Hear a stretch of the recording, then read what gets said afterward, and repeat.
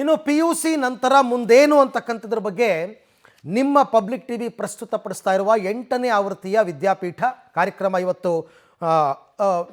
ಉದ್ಘಾಟನೆ ಕಂಡಿದೆ. ಬೆಳಗ್ಗೆ ಪಬ್ಲಿಕ್ ಟಿವಿಯ ಮುಖ್ಯಸ್ಥರಾದ HR ರಂಗನಾಥ್ ಸೇರಿದಂತೆ ಹಲವಾರು ಯೂನಿವರ್ಸಿಟಿಗಳ ಚಾನ್ಸಲರ್ಸ್ ಎಲ್ಲರೂ ಕೂಡ ಭಾಗಿಯಾಗಿದ್ದರು.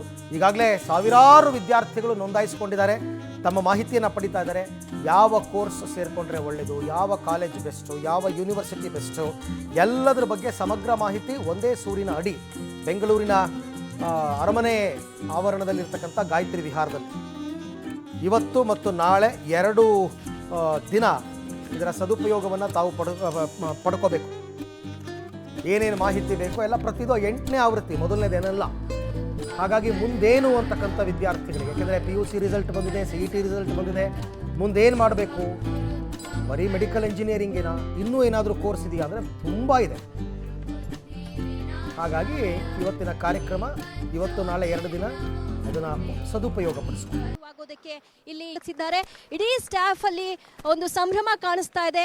ಈ ಸಂಭ್ರಮದ ವಿದ್ಯಾಪೀಠ ಎಜುಕೇಷನ್ ಎಕ್ಸ್ಪೋ ಶೈಕ್ಷಣಿಕ ಮೇಳ ಬೆಂಗಳೂರಿನ ಪ್ಯಾಲೇಸ್ ಗ್ರೌಂಡ್ನಲ್ಲಿ ಗಾಯತ್ರಿ ವಿಹಾರದಲ್ಲಿ ನಡೀತಾ ಇರತಕ್ಕಂಥ ಕಾರ್ಯಕ್ರಮ ಇವತ್ತು ಮೊದಲ ದಿನ. ಆಲ್ರೆಡಿ ಸಾವಿರಾರು ವಿದ್ಯಾರ್ಥಿಗಳು ನೋಂದಾಯಿಸಿಕೊಂಡಿದ್ದಾರೆ. ನಾನಾಗಲೇ ಹೇಳ್ತಾ ಇದ್ದೆ, ಬೆಂಗಳೂರಿನ ಟಾಪ್ ಮೋಸ್ಟ್ ಯೂನಿವರ್ಸಿಟಿಗಳು, ಡೀಮ್ಡ್ ಯೂನಿವರ್ಸಿಟೀಸ್ ಎಲ್ಲರೂ ಕೂಡ ಸ್ಟಾಲ್ಗಳನ್ನ ಹಾಕ್ಕೊಂಡಿದ್ದಾರೆ. ಅಲ್ಲಿ ಕೌನ್ಸಿಲಿಂಗ್ ಮಾಡ್ತಾರೆ ನಿಮಗೆ, ಅಥವಾ ನಿಮಗೆ ಮಾಹಿತಿ ಕೊಡೋದಕ್ಕೆ ಜನ ಇದ್ದಾರೆ.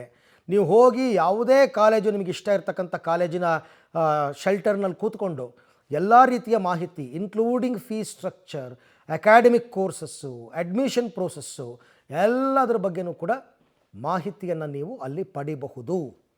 ಪ್ರತಿ ವಾರಾಂತ್ಯ ಬಂದರೆ ಸಿನಿಮಾಗೆ ಹೋಗೋದು ಅಥವಾ ಮಾಲ್ಗೆ ಹೋಗೋದು, ಇನ್ನೆಲ್ಲರೂ ಶಾಪಿಂಗ್ ಹೋಗೋದು, ಇದೆಲ್ಲ ಇದ್ದೇ ಇರುತ್ತೆ ಪ್ರತಿ ವರ್ಷ. ಆದರೆ ಈ ವರ್ಷ ಇದೊಂದು ವಾರ ವಿದ್ಯಾಪೀಠಕ್ಕಾಗಿ ಮೀಸಲಿಡಿ.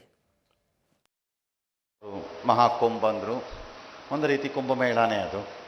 ಅಷ್ಟು ಜನ ಸೇರೋದು ಅಂತಂದರೆ ಅಂತ ಒಂದೇ ಒಂದು ಏನಪ್ಪ ವ್ಯತ್ಯಾಸ ಅಂದರೆ, ಆ ಮಹಾಕುಂಭಗೂ ಇಲ್ಲಿಗೂ ಅಲ್ಲಿ ಜನ ಸಿಕ್ಕಾಪಟ್ಟೆ ಸೇರಿದ್ರು. ಇಲ್ಲಿ ನಮ್ಮ ಎಜುಕೇಷನ್ ಇನ್ಸ್ಟಿಟ್ಯೂಷನ್ ಸಿಕ್ಕಾಪಟ್ಟೆ ಸೇರಿಸ್ಬಿಟ್ಟಿದ್ದೀವಿ. ಹೀಗೆ ನೀವು ಜನ ಸೇರಬೇಕಷ್ಟೇ ಬಾಕಿ ಇರೋದು. ಪ್ರತಿ ವರ್ಷದಂತೆ ಈ ವರ್ಷವೂ ನನ್ನ ಸಹೋದ್ಯೋಗಿಗಳು ಇದನ್ನು ಆರ್ಗನೈಸ್ ಮಾಡಿದ್ದಾರೆ. ಹೆಚ್ಚಿನ ಇನ್ಸ್ಟಿಟ್ಯೂಷನ್ಸನ್ನು ಕರ್ಕೊಂಬಂದಿದ್ದಾರೆ. ಒಂದು ಇನ್ಸ್ಟಿಟ್ಯೂಷನ್ಸನ್ನು ಹೆಚ್ಚಿನ ಸಂಖ್ಯೆಯಲ್ಲಿ ಕರ್ಕೊಂಬರೋದು ಅಂತಂದರೆ ಅದು ಎರಡು ಅಂಶಗಳನ್ನು ತೋರಿಸುತ್ತೆ. ನಂಬರ್ 1, ಎಜುಕೇಷನ್ ಸ್ಟಿಲ್ ಆ ಗ್ರೋಯಿಂಗ್ ಸೆಕ್ಟಾರ್ನಲ್ಲಿ ಇನ್ನೂ ಇದೆ. Everybody wants to grow. ಹೊಸೊಬ್ಬರು ಒಳಕ್ಕೆ ಬರೋಕ್ಕೆ ಜಾಗ ಇದೆಯೇನೋ ಅಂತ ಒಂದನ್ನು ಅನಿಸುತ್ತೆ. ಇಲ್ಲಿದ್ರೆ ನಂಬರ್ಸ್ ಇಳಿತಾ ಹೋಗ್ಬಿಡುತ್ತೆ. ಎರಡನೇದು ಏನು ಅಂತಂದರೆ, ಯಾರು ಆರ್ಗನೈಸ್ ಮಾಡ್ತಿರ್ತಾರೆ ಸಾಮಾನ್ಯವಾಗಿ ಈ ಪ್ರಕರಣದಲ್ಲಿ ನಾವಿರಬಹುದು, ಒಂದು ಹೆಚ್ಚಿನ ಟ್ರಸ್ಟ್ ವ್ಯಾಲ್ಯೂ ಇರಬೇಕು. ಆಗ ಸಂಸ್ಥೆಗಳು ಹೆಚ್ಚು ಬರ್ತಾರೆ, ಜನನೂ ಬರ್ತಾರೆ. ಈ ರೀತಿಯ ಎಜುಕೇಷನ್ ಎಕ್ಸ್ಪೋಗಳು ನಮ್ಮದೊಂದೇ ಈ ಪ್ರಪಂಚಕ್ಕೆ ಅಂತ ನಾನೇನು ಹೇಳ್ತಿಲ್ಲ. ನಮ್ಮ ಥರನೇ ಬಹಳ ಬೇರೆಯವರು ಮಾಡ್ತಿರ್ತಾರೆ. ಆದರೆ ನಮ್ಮಲ್ಲಿ ಒಂದು ಪ್ಯಾಷನ್ನು ಒಂದು ಎಕ್ಸ್ಟ್ರಾ ಓಡ್ತಾ ಇರುತ್ತೆ. ಇಲ್ಲಿ ಭಾಳ ದೊಡ್ಡ ಆಸಕ್ತಿಯಿಂದ ಮಾಡಿದ್ದಾರೆ ನಮ್ಮಲ್ಲಿ.